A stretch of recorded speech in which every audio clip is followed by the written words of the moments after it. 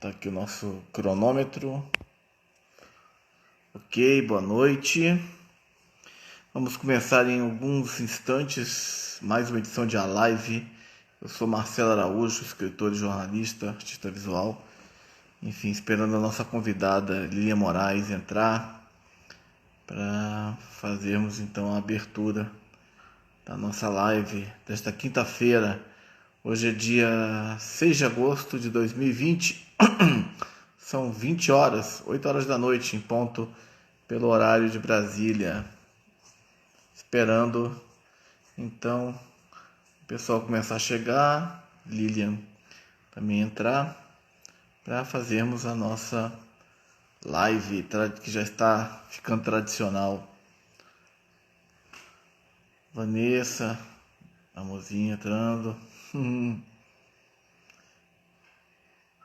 Estamos aí esperando a Lilian Moraes para dar início. O som tá bom, tá tranquilo. Sempre gosto de fazer essa passagem. Lilian Moraes acabou de entrar e vou adicioná-la aqui à nossa tela. Aqui vai dividir essa live. Boa noite, Lilian. Boa noite. Como vai, Marcelo? Deixa eu levantar aqui, ajustar aqui. Uhum. Estou um pouco Tudo bem? Tudo bem? Tá me ouvindo bem? Tô te ouvindo bem. Você tá me ouvindo bem? Oh, super bem. Bem. Legal, um prazer tê-la aqui, né? Obrigado por ter aceito o convite, por trazer sua Que agradeço. vasta experiência no campo das artes, enfim, para enriquecermos essa live nessa noite de hoje.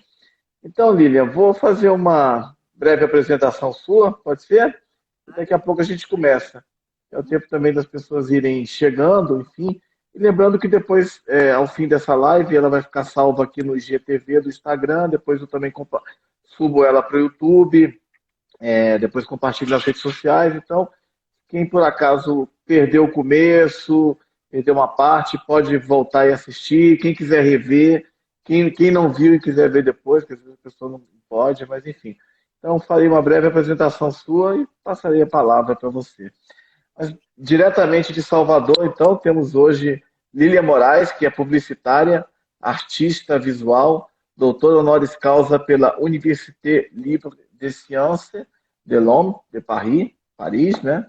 Se define como uma artivista, depois a gente, mais para frente, falarei com você sobre esse conceito.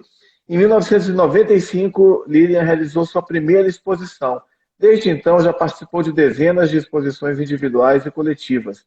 Sua vasta produção inclui quadros de pintura a óleo e acrílica, esculturas, instalações, desenhos, ilustrações de livros e performances. Em 1997, foi premiada no concurso de pintura do Exército, Exaex. A obra vencedora ilustrou a capa da Revista dos Oficiais de 1997, a turma Castro Alves. É autora de performances, grandes performances, como Mamma Minha, Novembro Azul, Todas as Formas de Amar e Não Comemos Carvão. Esta última performance faz um alerta, né, sobre a esterilização da terra devido à monocultura do plantio do eucalipto. Enfim, uma das obras das quais a artista mais se orgulha são 12 obras que compõem a Via Sacra, né? Hoje parte do acervo da Igreja dos Mares, em Amaralina, Salvador, na capital baiana. Ela tem também 2 monumentos em praça pública, a Camponesa do Cisal, feita em aço, e o Monumento de Santa Rosa.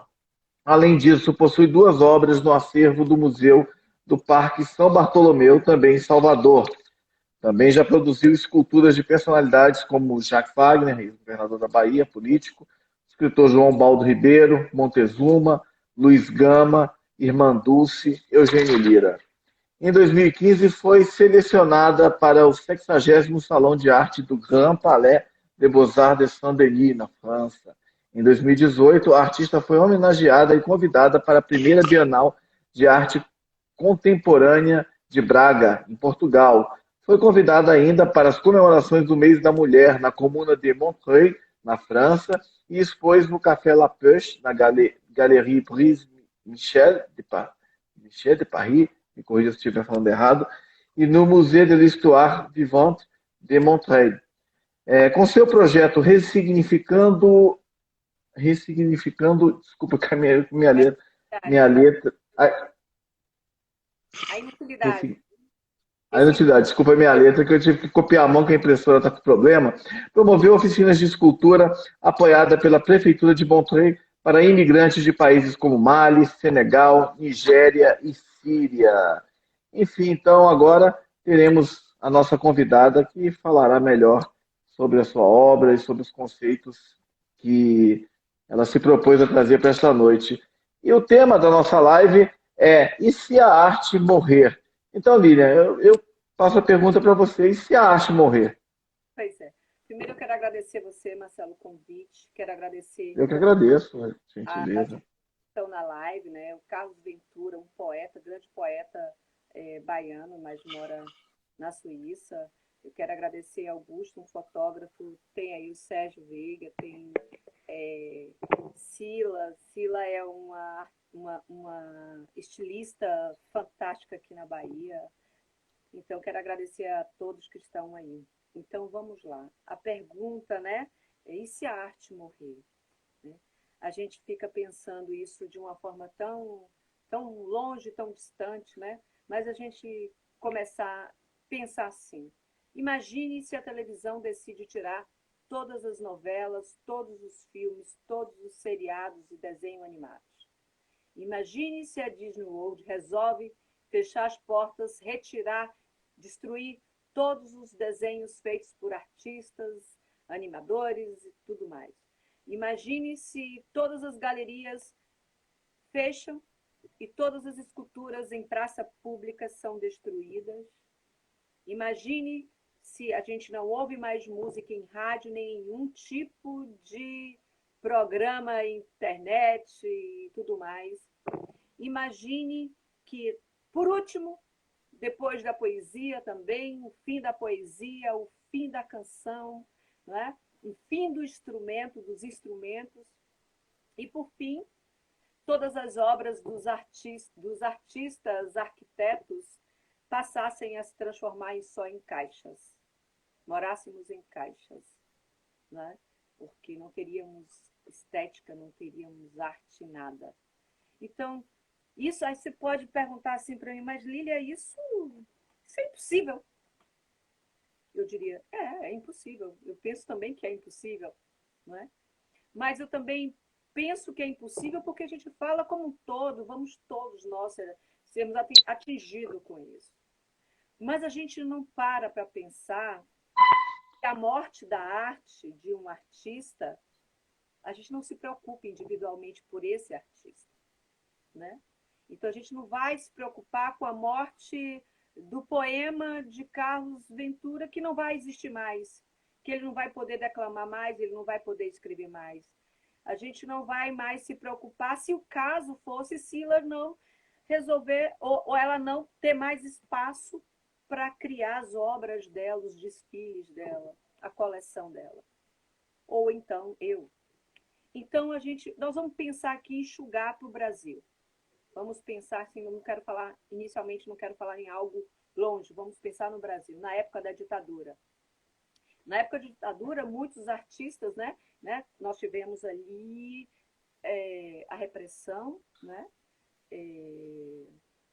a censura, né, e fora as obras que foram retiradas, né, queimadas, jogadas fora, seja lá o que for. Então, esse foi o fator de ameaça para a morte da arte de muitas pessoas.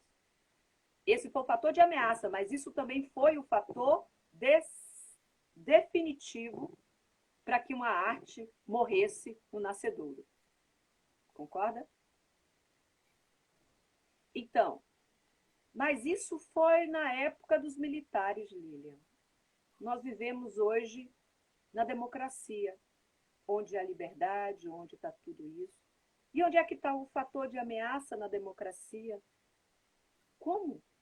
Por incrível que pareça, o fator de ameaça na democracia, o fator de ameaça da arte está na indústria cultural. Como na indústria cultural? Vou voltar e dizer. Se nós não temos bienais, se nós não temos salões de arte, se as nossas galerias são restritas, se os nossos críticos de arte ele se restringe ao público seleto, desses que frequentam essas grandes galerias, nós voltamos ao discurso que eu falei nesse instante. Se não temos espaço de expor, provavelmente a arte de muitos artistas vai morrer no nascedouro. Isso não é ideia minha, não. Essa é ideia de Adorno. E eu concordo com ele plenamente. Mesmo aqui querendo fazer uma discussão, uma dialética com vários filósofos e teóricos, né? É bom falar, né, que eu prefiro a dialética de Aristóteles, certo? Vou usar essa que é melhor para mim, cabe mais para mim. Então, como não temos ameaça? É só Lília que pensa sobre a possibilidade da morte no nascedouro de tantos artistas. Quantos poetas pegou um pacote e jogou fora? Não vou publicar, não tem um espaço. O guardou lá, morreu, família jogou fora. Quantos pintores jogaram fora os seus desenhos, suas pinturas, rasgaram telas? Eu já rasguei muitas telas, joguei fora. Quantos cantores, quantas músicas morreram na garganta de um cantor? Na é verdade, quantos intérpretes não conseguiu espaço e desistiu? Foi ser balconista, foi ser lá o que for. Isso não é morte?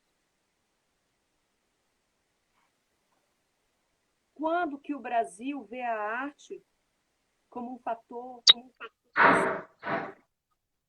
Nunca.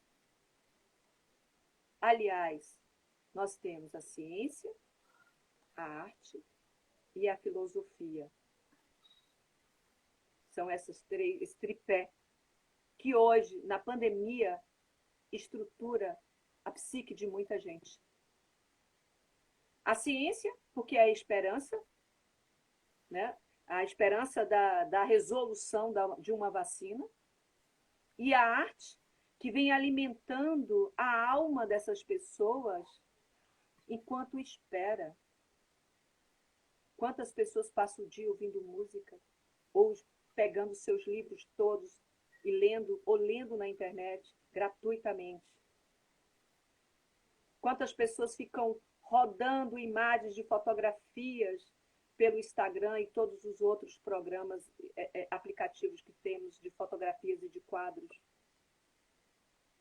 Então, quem vem alimentando, e a filosofia, que é o discurso suave no ouvido do outro de esperança que você tem tido.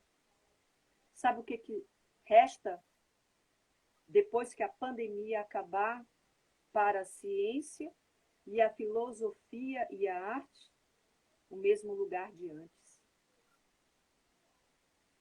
Muitos morrendo ali num cantinho, isolado, sem a sociedade sequer pensar na existência. Então, isso é uma morte também. Porque pensar a morte, como eu falei inicialmente, é meio...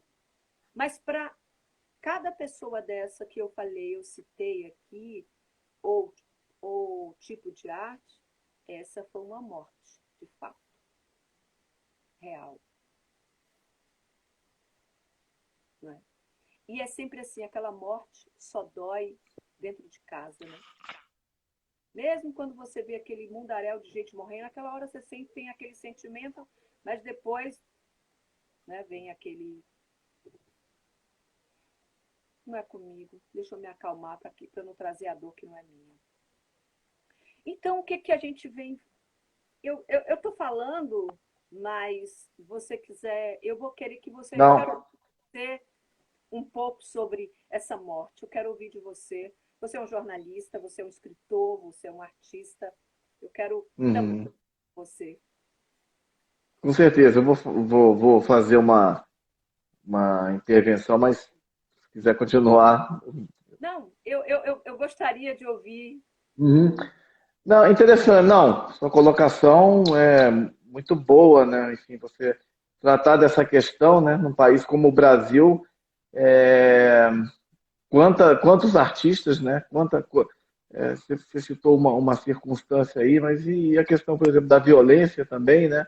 Que afeta principalmente os mais pobres, né? Quantos entre esses mais pobres que são crianças, né? Muitas crianças que estão morrendo aí, Ágatas e tantos outros que poderiam também ser artistas, né? E ser cientistas e filósofos e tantas coisas, e a violência vai ceifando essas vidas, né? Enfim, isso o que você falou me faz pensar muito sobre essa questão da violência, por exemplo, enfim, e de tantas outras coisas, falta de incentivos, falta de políticas públicas, né? Enfim, é, agora tivemos recentemente a aprovação da Lei Aldir Blanc, né? Mas não temos nenhuma previsão de quando que isso vai começar, né? Havia originalmente, mas o presidente da República vetou essa possibilidade de saber de quando que esses recursos efetivamente vão chegar, né? Enfim. Mas me chama muito a atenção que, ao mesmo tempo que você tocou nessa questão de que as pessoas estão hoje, uma parte delas, né, consumindo mais do que nunca arte, lendo, vendo filmes e tal, mas ao mesmo tempo os artistas são os mais afetados. E eu tenho conversado com vários aqui, né, artistas plásticos, músicos, atores, e eles falam, até a Renata Cláudia estava aí, que é atriz também teve aqui essa semana, escritora, e foram os primeiros, os artistas foram os primeiros a pararem, provavelmente serão os últimos, né? E até naquela live do Antônio Carlos Rebouças, não sei se foi você, mas alguém tocou na questão de que há cerca de 1.800 artistas plásticos em Salvador, e a maioria deles, enfim, Fui eu. foi você, em condições de necessidade mesmo, né? Porque as pessoas, por exemplo, quem é músico não está tocando, não está gravando, não está fazendo show. Quem é artista visual não está expondo. Enfim, alguns têm a sorte de poder atender encomendas, enfim, Estão fechadas. Mesmo fechadas. É o pessoal do cinema, atores. Então, assim, é preocupante, é muito preocupante, porque até você pensa como é que as pessoas estão pagando as contas e se alimentando, né? Então, assim, essa morte que você nos trouxe assim de uma forma tão forte, né, e importante se pensar nisso, ela hoje acho que ela está muito presente, né? Não só essa morte, né? Temos a morte mesmo, né? São 1.300, 1.400 todos os dias por baixo, né? Porque é subnotificado, muito mais, quase 100 mil mortos, né? E essa coisa que você também tocou no ponto que às vezes há uma banalização, né? Você acaba se acostumando. Todo dia você liga o jornal, quantos morreram hoje? 1.300, 1.400. São muitas vidas, né? Muitas pessoas. E, claro, artistas também entre eles, né? Então, a morte está por perto, né? Como superar essa morte, né? pois é. Seria. Então essa questão da morte da arte, ela é claro que não é uma questão só nossa aqui, mas já vários teóricos e filósofos, né, vêm que mais conhecido, né, é o Arthur Danton, né, que é o que ele fez o texto, né, o livro, né, que é o fim, né, da arte. Então, se você pensa assim, como se a tomada da consciência da arte, né, ela, ela vira filosofia e, diante disso, é o fim da arte. Quer dizer, a arte deixa de ser arte para ser filosofia. Né? Então, com base também ele traz isso com base em Henkel, né? Que ele traz assim, ele fala que o pensamento e a reflexão superam a belas artes. Quer dizer, se eu tenho, nós conhecemos hoje, principalmente na arte contemporânea, né? A gente tem aí grandes artistas que têm objetos banais, né? Que você encontra em qualquer lugar, no mercado, qualquer coisa, e ele entra no espaço de arte e ele tem o conceito de arte, né? Ele tem ali o conceito de arte. E não é por menos, porque aquele objeto ele não está ali simplesmente, ele está ali também sobre uma reflexão, que aí é onde vem a questão do pensar, né? Do pensar, do transcender, essa questão da arte, da filosofia, ou a filosofia da arte. Então, o próprio Henkel, ele traz que ele fala o seguinte, que a arte, né, é uma das figuras de tomada de consciência do espírito. Então, o Danton ele vai buscar no Henkel um fundamento para ele trazer essa questão do fim da arte, né, ou do fim da história da arte. Então, ele traz. Então, não só ele. Então, para a gente entender esse processo, a gente teria que estar lendo Henkel, lendo Greenberg, Adorno, Goldman, Kant, Arthur Danto, o próprio Arthur Danto. Mas eu acho que o Arthur Danto já nos dá um entendimento sobre essa questão da morte, da morte da arte, né? Depois da década de 60, né? Isso causa, assim, causa um certo espanto quando você diz assim, não, tem um filósofo que diz sim que a arte morreu, né? Mas a gente precisa se aprofundar para entender o que é isso que ele está querendo dizer, né? O que ele está, onde ele está caminhando, para onde ele está caminhando para entender. Mas se a gente for pensar na parte quando a gente pensa que o modernismo, a arte era antes do modernismo, as artes, os movimentos, né? Os movimentos artísticos era bem definido, né? Eles tinham assim uma necessidade, uma obsessão de uma forma de rótulos, né? De rotular o movimento de uma forma, de um estilo rígido. Eu vejo que hoje ainda muita gente me pergunta, Lília, qual é o seu estilo? Às vezes eu brinco, eu digo, meu estilo é o estilo do mangue. Mas analisando o mangue, eu não tenho o estilo do mangue, porque até o mangue tem uma unidade. Se você vê o mangue em qualquer lugar, você vai ver aquela unidade, aquela cor, aquele gestual, né, aquela lama. Então eu não posso mais nem dizer que eu sou o estilo do mangue. Mas na realidade o estilo do mangue era uma maneira que a gente falava aqui na Bahia, que quando a coisa era bagunçada, quando a coisa era assim, uma zona, uma bagunça, era o estilo do mangue. Então, por isso que eu dizia o estilo mangue. Mas depois eu falei, não, eu preciso ser coerente com o mangue. O mangue, ele tem uma unidade. Eu não tenho uma unidade, né? Até mesmo porque a arte contemporânea, a gente chama a arte contemporânea porque é onde a gente está vivendo. Mas até mesmo o Danton, ele não define a arte contemporânea como arte contemporânea. E também não gosta também de definir a arte como pós-moderna. Ele traz como a arte, né, no fim da história. Quer dizer, ou seja, pós-história. É como se a gente tivesse caminhado durante esse tempo todo, até a década de 60, e tem a história definida da arte. E quando essa história definida da arte, ela quer dizer o seguinte, que é quando se valorizava o belo, era bem definido o belo, não é? Não existia não só a valorização do belo, da obra, a beleza da obra, né? Mas a estética. E eles eram muito fechadinhos, né? Tava ali início, meio e fim, ali os artistas, início, meio e fim. E quando entra, né? Quando vem a arte, precisamente, eu acho, falando de Danton, né? Que a gente está falando de Danton quando ele fala do fim da arte, então eu tenho que falar sobre ele. Ele traz o próprio Duchamp, que é quando ele é tomado, né, pelo urinol.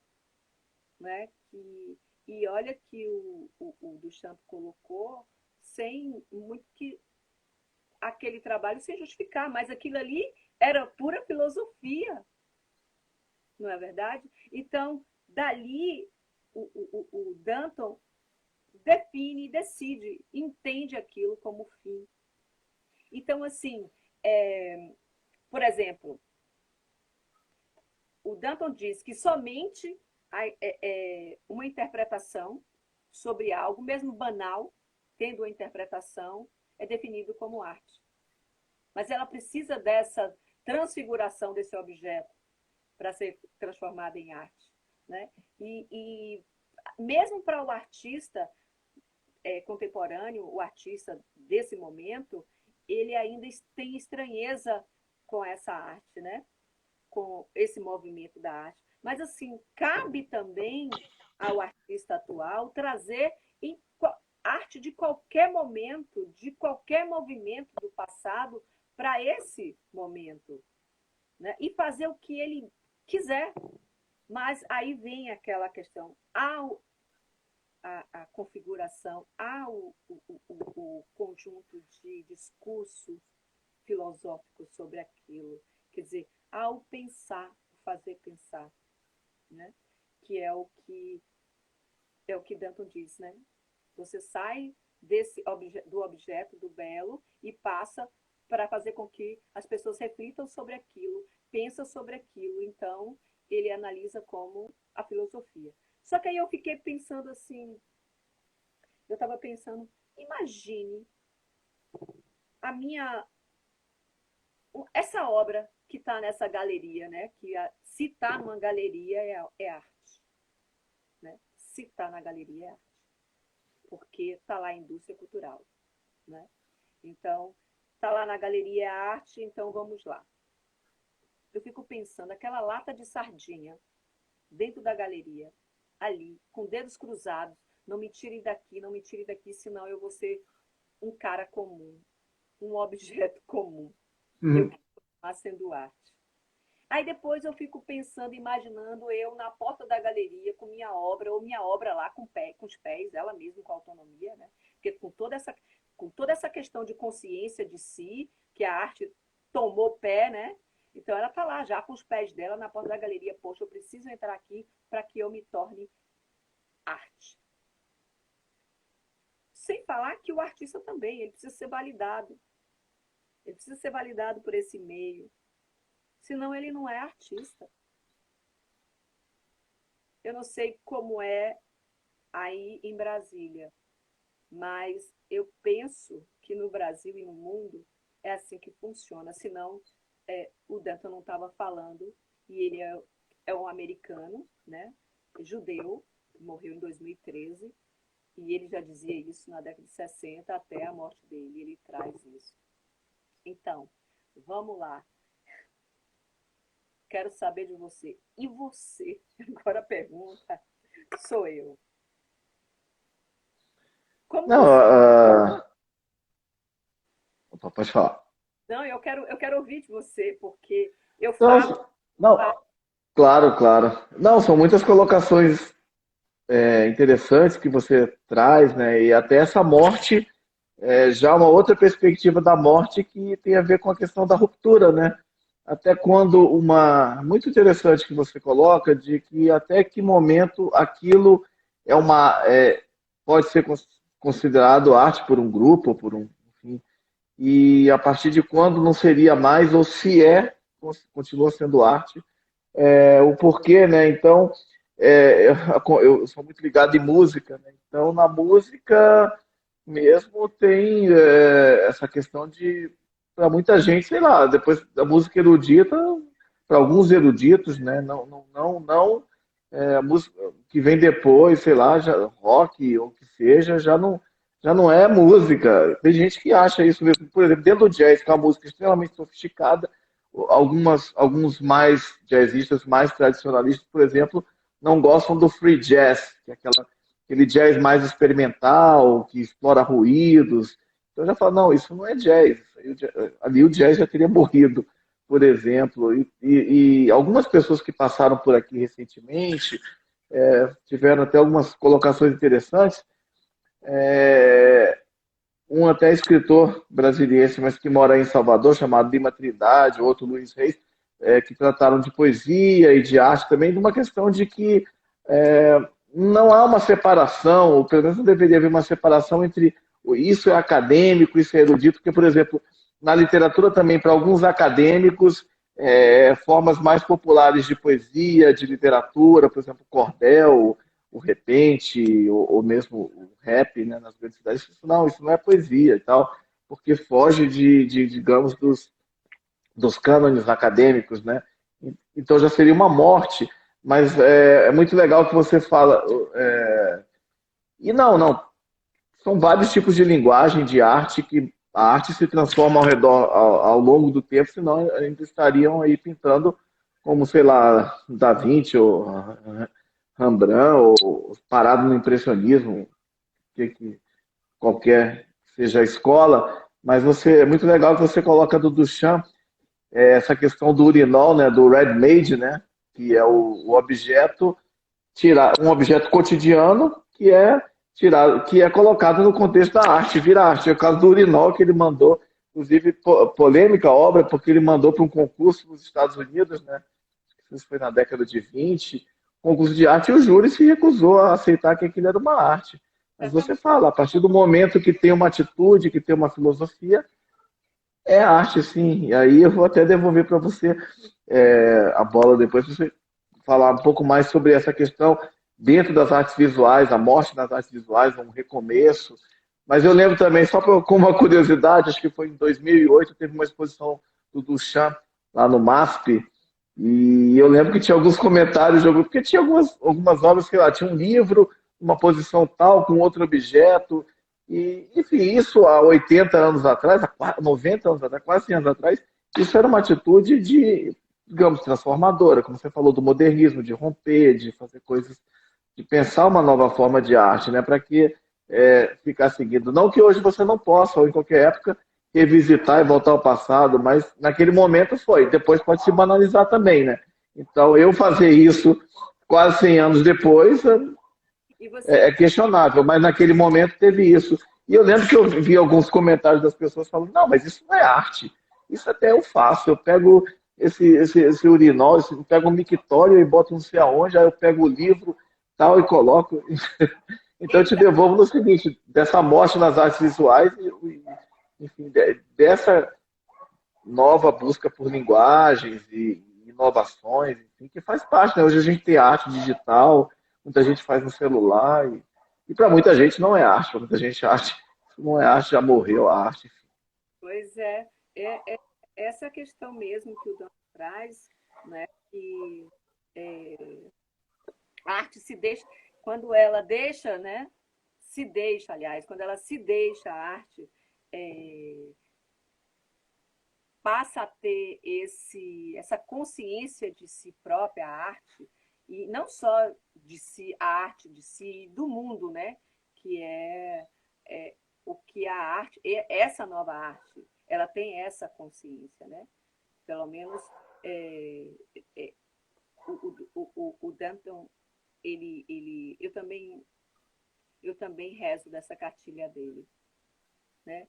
Então, assim, o objeto, ele não é como é que eu posso dizer? Ele, ele não é só um objeto de arte definido ali pelo artista, né? Ele é um objeto ele é um objeto da própria do belo, né? Do belo e da própria arte. Um questionamento do belo e da própria arte. E do próprio artista. E do meio, e do que ele está vivendo ali, ou que aquela arte está ali, por que está ali naquele meio. Então, assim, eu, por exemplo, para eu. Lili, então, mas você também pode pegar e colocar uma obra dessa. Aí eu falo assim: será que eu tenho competência suficiente para filosofar com esse objeto e convencer os críticos de arte, os curadores, de que aquilo é merecedor daquele espaço como arte? Eu tenho que me questionar sobre isso. Porque se por acaso, se assim a arte dispensa a filosofia, ó que viagem. Ó, assim que a arte dispensa a filosofia, na medida que, enquanto ela começa a filosofar, é o que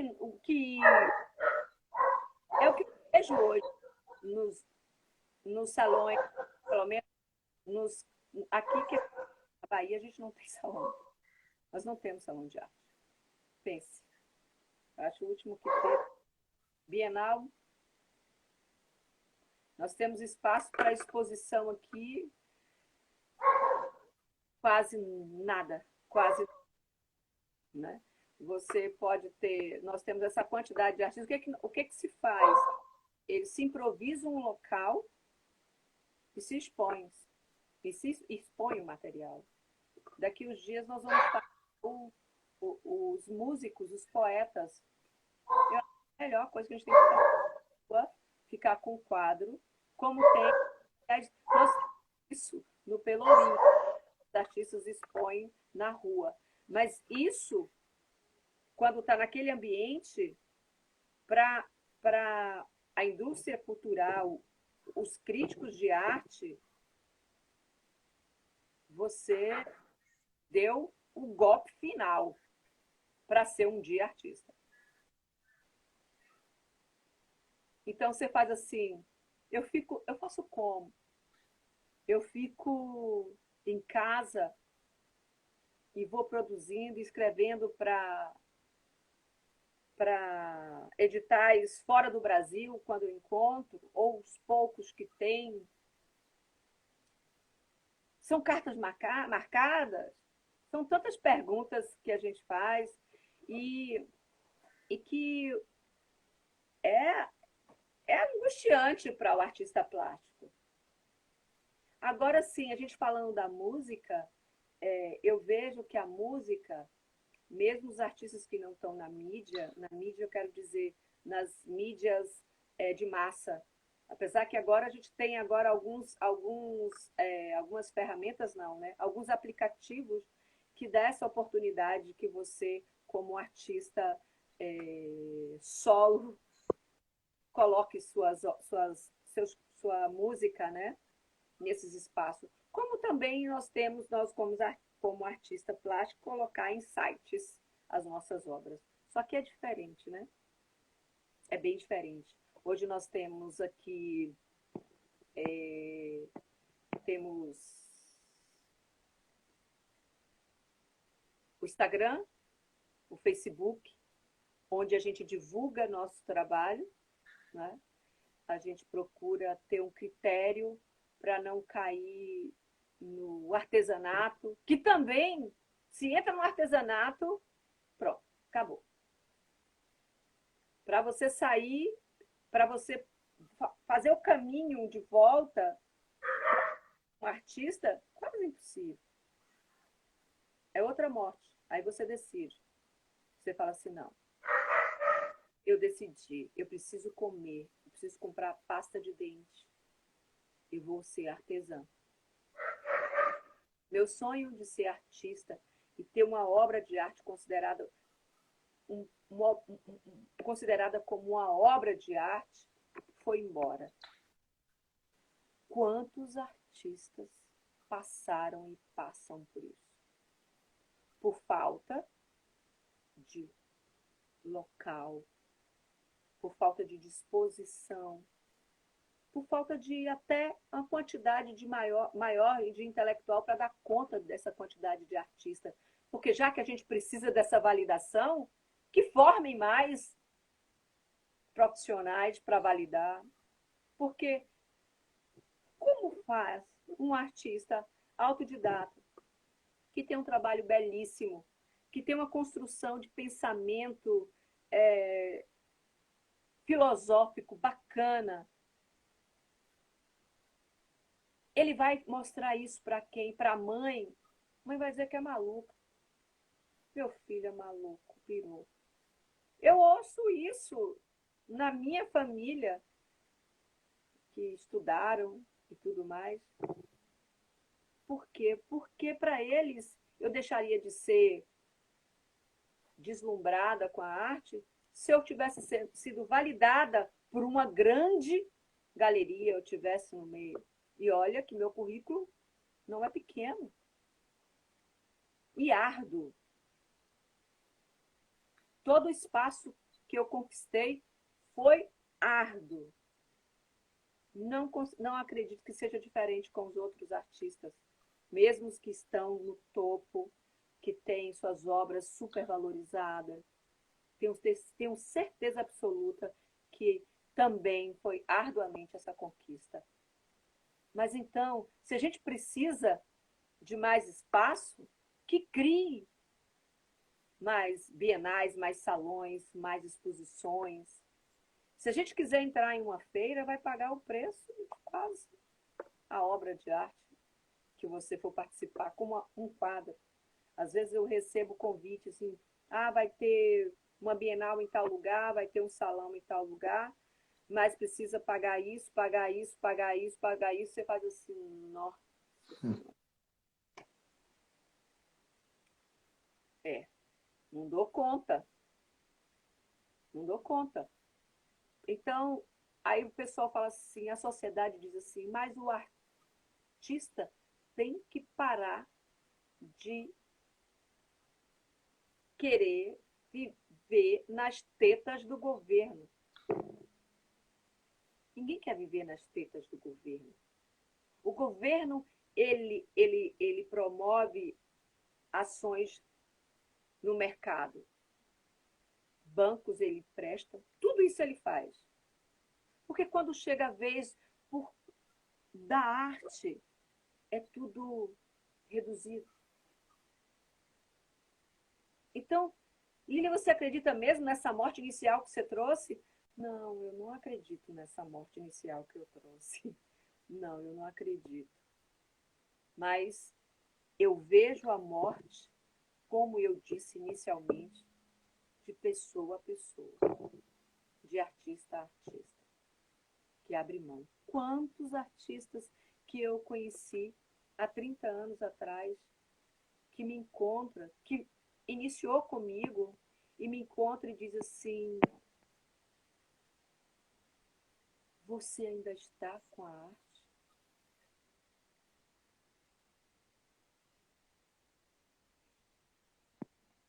É, tem que ser guerreiro para estar tantos anos com Parece o um... seu trabalho aí. Parabéns, parabéns mesmo. Lilian, tem uma pergunta aí da Tatiane, que Sim, está nos Estados Unidos, que ela nada. te fez, e Oi, ela quer que pode. eu leia? Ela que diz respeito, de certa forma, à morte também, né? Por conta desses protestos, devido a aquele assassinato bárbaro, né, do George Floyd nos Estados Unidos. Enfim, a pergunta que ela está colocando é qual que é a sua opinião, porque a gente presenciou nesses protestos, tanto nos Estados Unidos como na Europa, aqui no Brasil não, mas em outros países, na França, Inglaterra, a questão de estátuas serem derrubadas e destruídas por essas estátuas representarem figuras ligadas a um passado, por exemplo, escravagista, racista. Então, ela quer saber a sua opinião sobre, sobre esses acontecimentos, essa destruição e derrubada desse tipo de estátua que está associada a algumas figuras antes homenageadas, mas hoje absolutamente questionadas. Olha, eu não paro nem para pensar. Eu derrubaria. Uhum. Para mim, Lília, mas ali é uma obra de arte. É uma obra de arte, sim, mas ele tem também um simbólico todo por trás, que esse simbólico atinge, seja uma sociedade de pequenas pessoas, ou seja uma sociedade de milhões de pessoas, não importa. Uma pessoa, porque assim, homenagear a partir de uma escultura é muito comum. O busto, né? Aquilo ali é como forma de eternizar aquela pessoa, é muito comum isso. E já aconteceu algo parecido que eu presenciei até com uma escultura que eu fiz, que eu vou falar, é, eu com certeza eu apoio, sim. Né? Agora, houve um fato comigo que um advogado negro, na época dele, ele vivia em São Paulo, eu acho, e eu fiz o busto, né? Ele, sei lá, de 1920, sei lá, alguma coisa assim. Eu não me lembro bem a data, eu só me lembro o seguinte, que queriam, o movimento negro de Salvador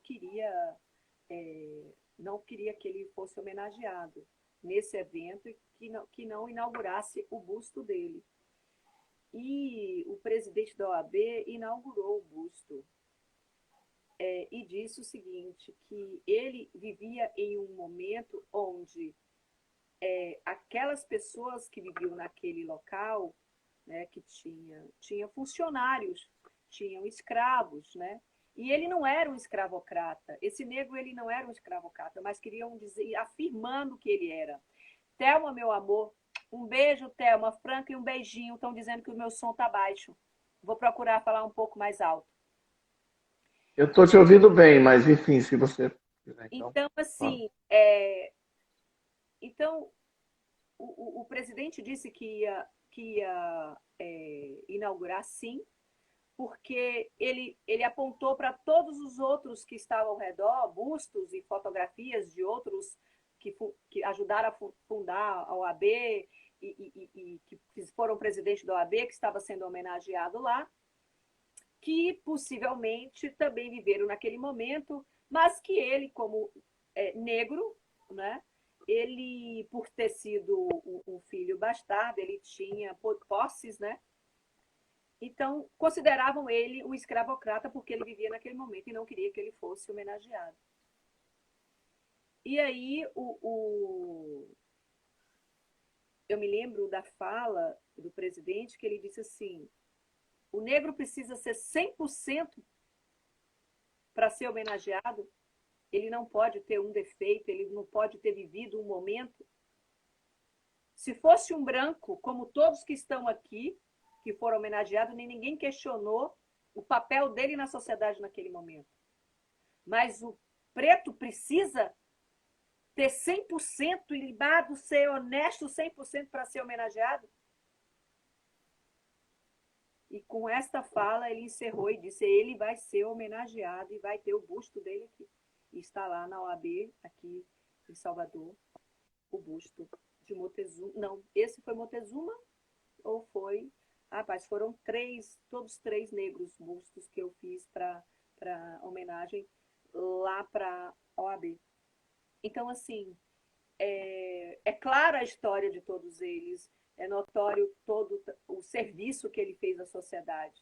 Mas eu digo assim, não há nada o contrário desses que eu estou te falando. Mas, por exemplo, você endeusa um cara que matou mais de 2 milhões de pessoas. Tem lá uma escultura de 6 milhões de pessoas. Tem lá uma escultura de Hitler.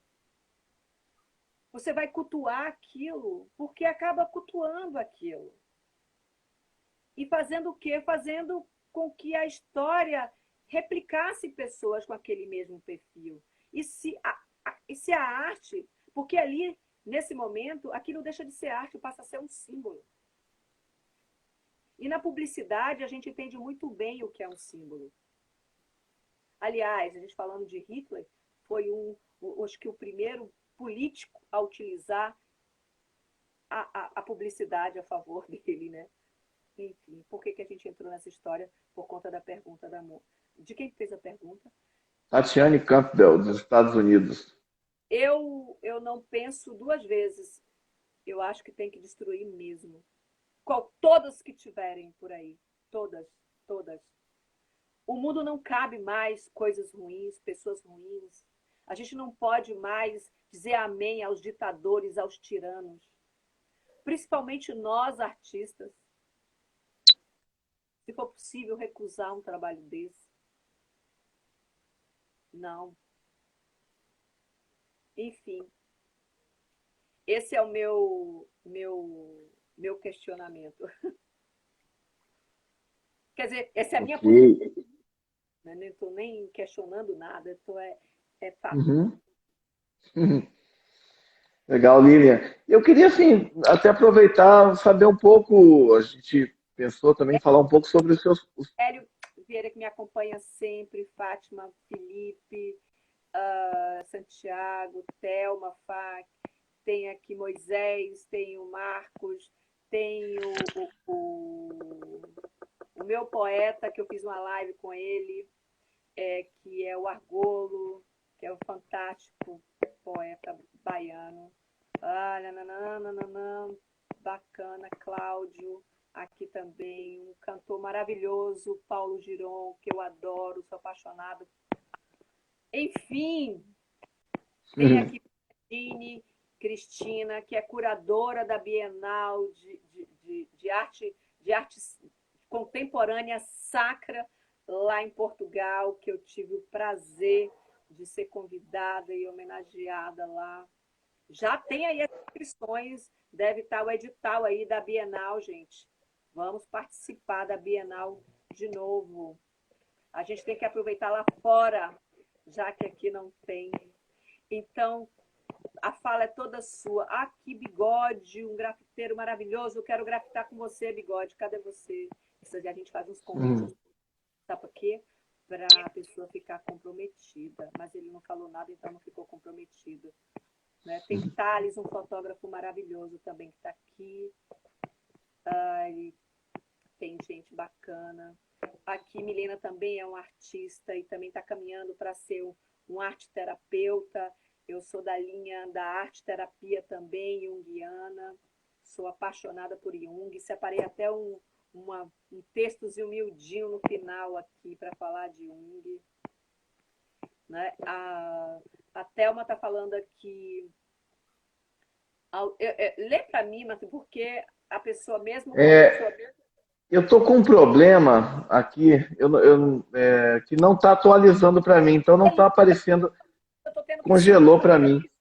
Eu estou subindo, pode subir que você encontra. Subir, eu apanho um pouco das tecnologias. A utilização do objeto como um elemento artístico é típico da provocação de reflexão. Exato, né? A filosofia. Tem aqui Edivana Carvalho, um grande beijo. Deixa eu ver aqui, Alex Coelho.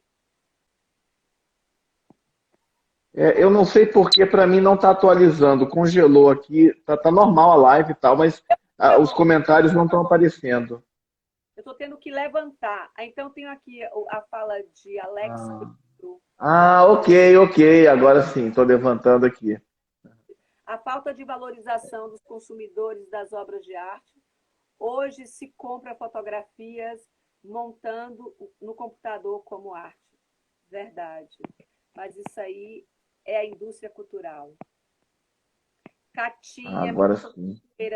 de arte, viajamos para Paris, fizemos performance em Paris, somos parceiras de arte e estamos preparando uma nova caminhada, ela, eu, Zélia, e assim a gente vai caminhando com o nosso dinheiro, com a nossa luta. A gente deixa de comprar metade do shampoo, dissolve água no shampoo para ficar mais ralo, e a metade do dinheiro a gente vai guardando para poder bancar a nossa arte. Legal. Lilian, você falou que você queria ler um texto, você quer ler esse texto? A gente está chegando aí a 54 minutos. Nós estamos quantos minutos? Temos ainda 6 minutos. Nossa Senhora, estamos já... Quando a live é muito boa, o tempo voa e a gente nem percebe, né? Você fala tão bem, tão maravilhosamente que a gente fica encantado e não vê o tempo passar. Eu quero falar aqui. Ele diz o seguinte: a vida do artista não poderia deixar de ser tão cheia de conflitos, porque há duas forças estão em guerra dentro dele. E por um lado, o anseio natural do homem, por outro lado, uma paixão cruel pela criação, capaz de ir tão longe a ponto de anular qualquer desejo pessoal.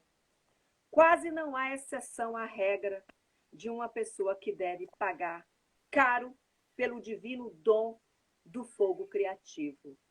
Nada menos, nada mais que Carl Gustav Jung, psicanalista, analista e o meu mentor, que me deu tanto conhecimento na questão das minhas sombras, do meu simbólico, do meu inconsciente, do meu consciente, de tomar para mim e entender o mundo melhor. Obrigada. Viva a psicanálise. Bom, a gente ainda tem 5 minutinhos. Queria perguntar um pouco assim, acho que dá tempo. Projetos para breve, eu sei que a gente está num momento difícil, pandemia, mas imagino que você não pare aí. O que você está preparando? Olha, eu nesse momento, eu tenho tido uma sorte. Eu participei de um edital onde eu consegui umas esculturas para fazer, esculturas para praças públicas. E são esculturas em aço, né? É uma coisa que eu sou apaixonada, que também tem um simbólico fantástico, até pelo processo em que eu trabalho.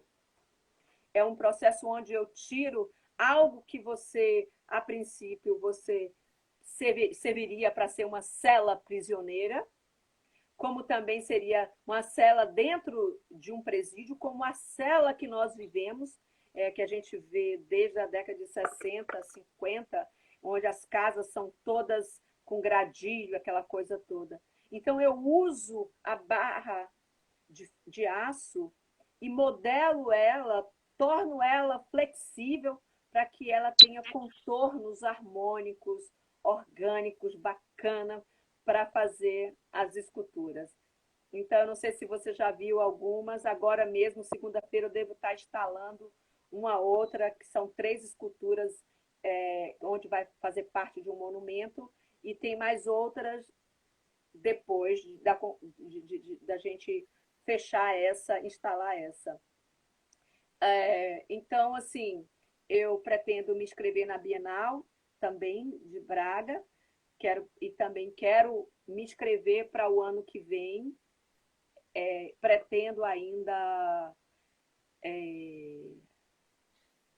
os planos, a gente fica assim com receio de falar. Eu tenho uma amiga artista Claro, que claro. não conte que pode dar errado.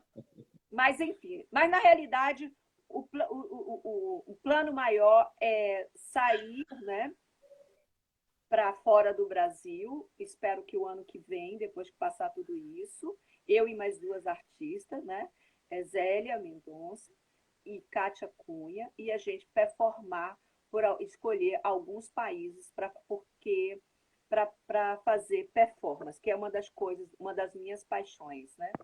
Inclusive, eu quase ia deixando passar uma coisa que o Danton disse, o Arthur Danton disse, sobre a concepção dele de performance. Isso entalado aqui com ele. A arte, esse aqui eu vou... Eu fiquei com medo de esquecer. Ele diz assim, a arte... Em 2 minutos. É a arte da disturbação. Olha só, eu não consigo, eu queria estar de frente para ele, pena que ele já morreu, senão a gente ia entrar numa discussão forte, uma dialética aqui sem fim. Mas eu não vejo essa discussão na performance, muito pelo contrário. Eu vejo uma libertação doce e generosa com o artista e com o público. É bem, bem romântico. Lília, infelizmente chegamos ao fim, porque falta pouco mais de 1 minuto e o Instagram encerra a live. Eu quero salvar essa live maravilhosa sua para deixar disponível para as pessoas verem. Queria agradecer muito a sua generosidade, você estar aqui, trazendo tantos conhecimentos, tantas reflexões sobre arte. Foi maravilhoso te ouvir aqui. Agradeço a generosidade de você, inclusive, ter ouvido minha opinião, mas muito obrigado. Eu que agradeço, muito obrigada. E, se possível, conseguir gravar no seu rolo de celular, se possível, que eu gostaria de compartilhar no meu... Já eu vou liberar. Tá bom? E muito obrigada a todos e todas. Obrigado a todos. E parceiros que estiveram por aqui. E obrigada, Marcelo. E volte depois, em futuro, volte aqui de novo. Vai ser muito bom ter você. Muito obrigada. Obrigado, Lília. Uma boa noite para você. Até a próxima. Sucesso e parabéns pelo seu trabalho fantástico, incrível. Um beijo grande. Tchau.